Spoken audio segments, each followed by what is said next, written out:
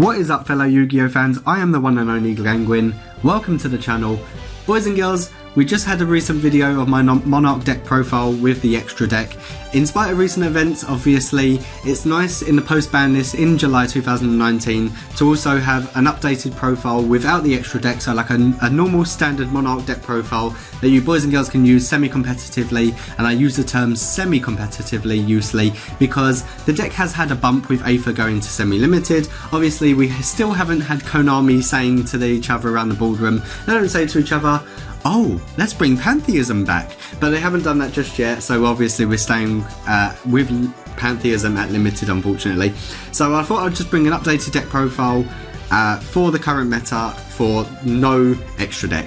So obviously we're going to start and showcase the deck with two Aethers. It's so nice to see this card back. Let's zoom in just a little bit. Everyone knows what these cards do. Everyone knows how much I love Monarchs and how many deck profiles I have actually posted on this channel featuring Monarchs. Thank you for the continued support, by the way. The support has been absolutely off the chain. Whenever I upload this deck profile, my whole channel seems to come alive and I seem to get tons and tons of views and comments from everyone.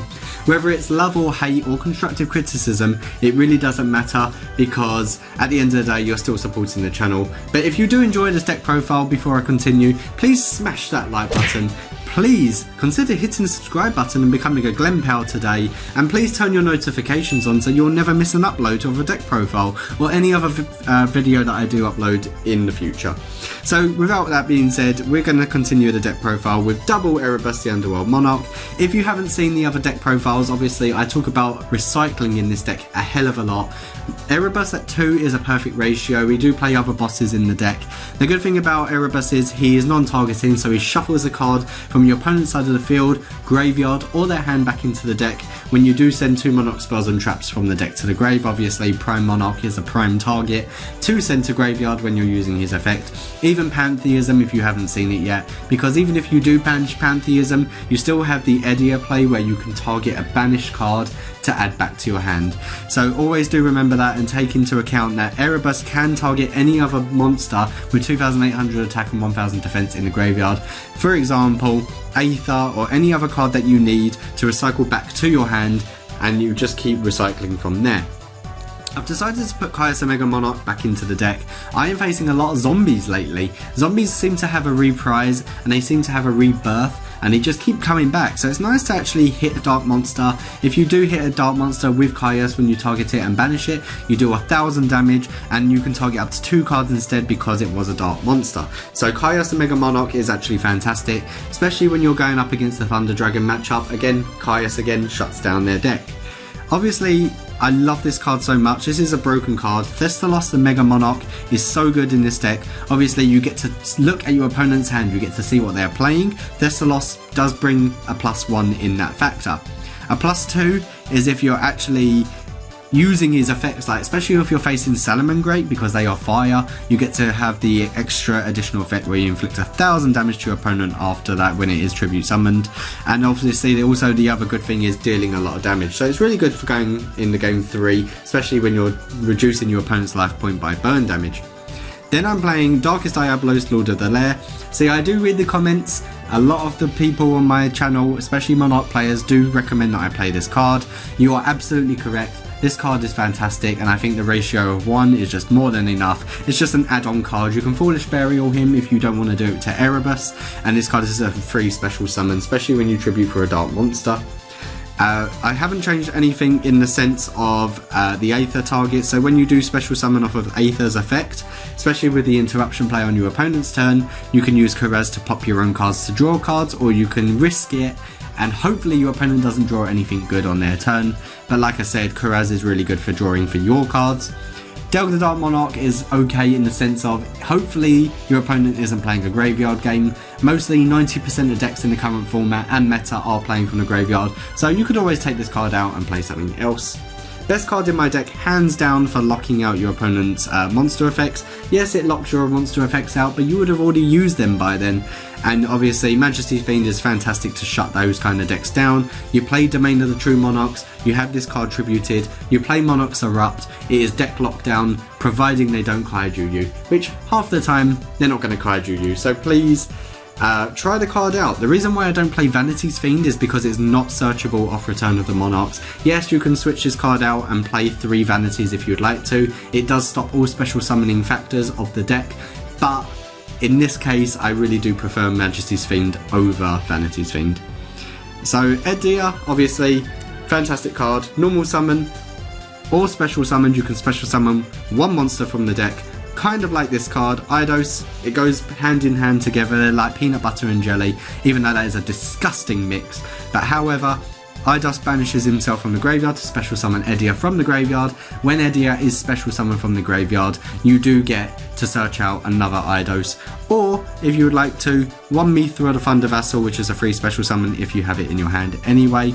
Or 1 Banlist. So they all get their effects when you do tribute summon a monster. This effect allows you to tribute summon, and then you get to banish 1 card from their hand until the end phase. Really good if you're cutting out your opponent's hand traps, and obviously Mithra is a free special summon and generates a token.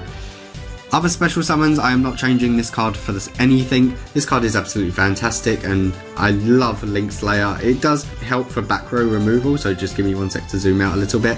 Really good for back row removal. It's a free special summon. It's twice as good as Pankratops in my opinion in the aspect of special summoning. If you wish to side this out for going second, then obviously you can side it out and play Pankratops. It's completely up to you how you would like to play it. As I say in all my deck profiles, please use this deck profile as a guideline and a personal preference to how you would like to play. Now we're going to go into the spell cards. So we are playing triple Domain of the True Monarchs to shut down your opponent's extra deck.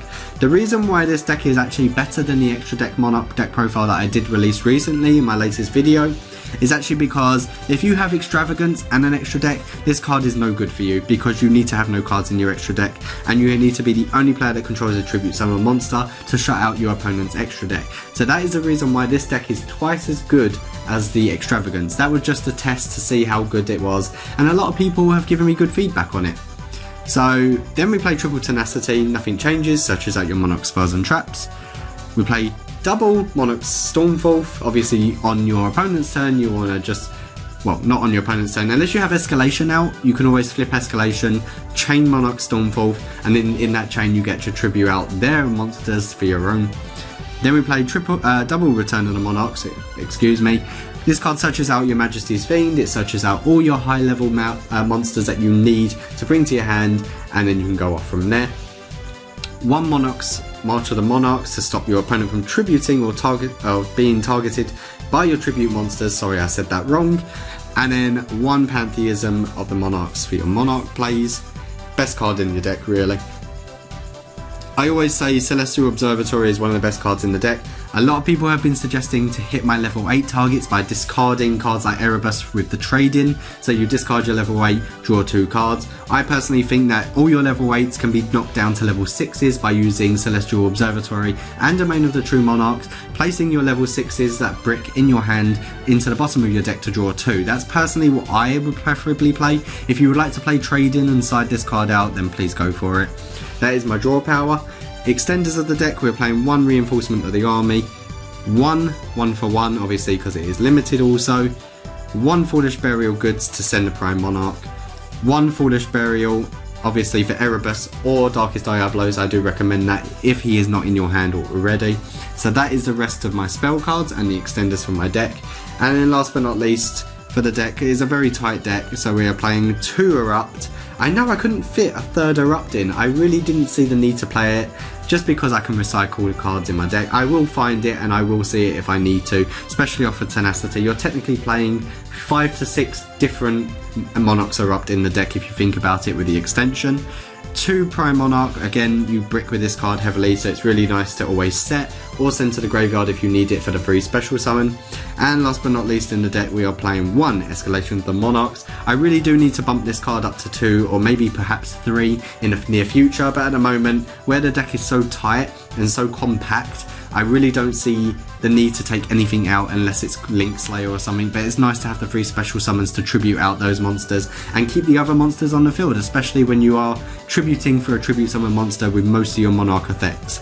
So boys and girls, please let me know about the deck profile. Obviously your side deck is up to personal preference and where you are playing in your locals, but let me know what you think of the deck profile. Like I said, please consider subscribing to the channel for more deck profiles, and let's hopefully get more than 100 likes on this video. So I'll see you boys and girls in the next one. Thank you very much for watching. Glengwin is signing out. Have a good day everyone.